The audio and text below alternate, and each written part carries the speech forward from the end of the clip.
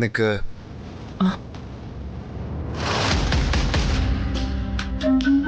എവിടെ പോയിരുന്നു?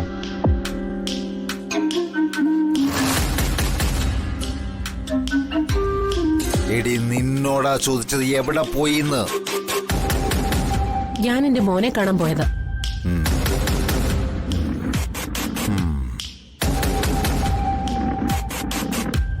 എന്നിട്ട് കണ്ടു.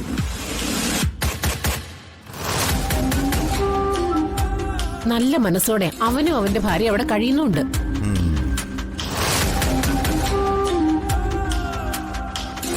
ഒരർത്ഥത്തിൽ പറഞ്ഞ പണം കുറച്ചു കുറവാണെങ്കിലും സ്വർഗീയ ജീവിതവും.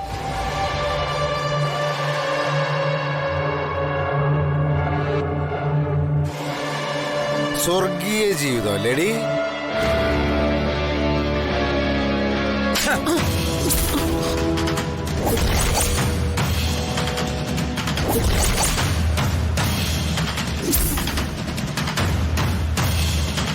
എന്നെ തകർക്കാൻ ഇറങ്ങിയിരിക്കുകയാണല്ലേടി?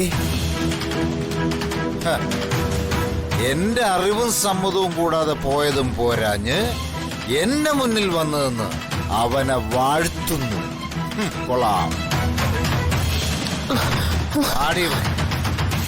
എന്നാ നീ ഒരു കാര്യം കൂടി കേട്ടോ. 10 മാസം ചുമന്നു പെറ്റതിന്റെ അവകാശവും പറഞ്ഞ് എന്റെ വാക്കും ധിക്കരിച്ച് അവന്റെ പിറകെ പോയ പിന്നെ നിന്റെ സ്ഥാനം ഈ പടിക്ക് പുറത്തായിരിക്കും.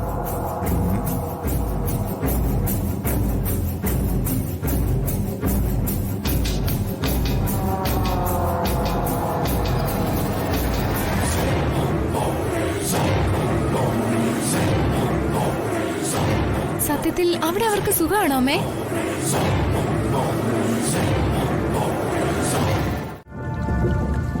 ഇളക്കി മറിച്ചെടുത്ത് കടലിലേക്ക് എറിഞ്ഞുകൊണ്ടാ.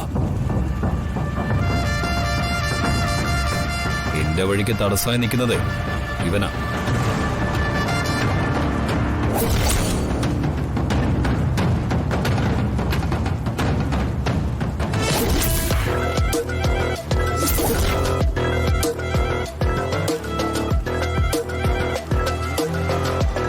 കൈയും കാലും വെട്ടിയെടുക്കലല്ല, ഫിനിഷ് ഹിം. ഓക്കേ? ഓക്കേ. ഇവൻ നിരഞ്ജൻ.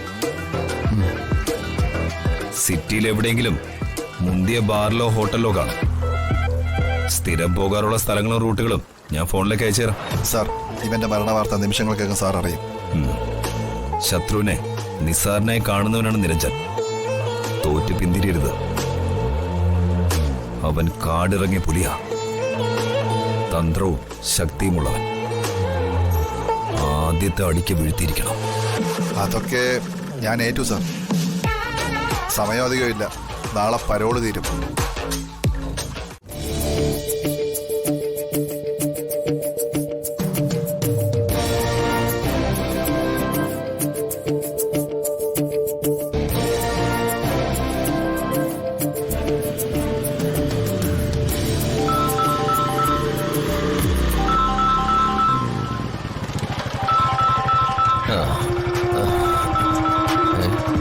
സുചിത്രയാണല്ലോ.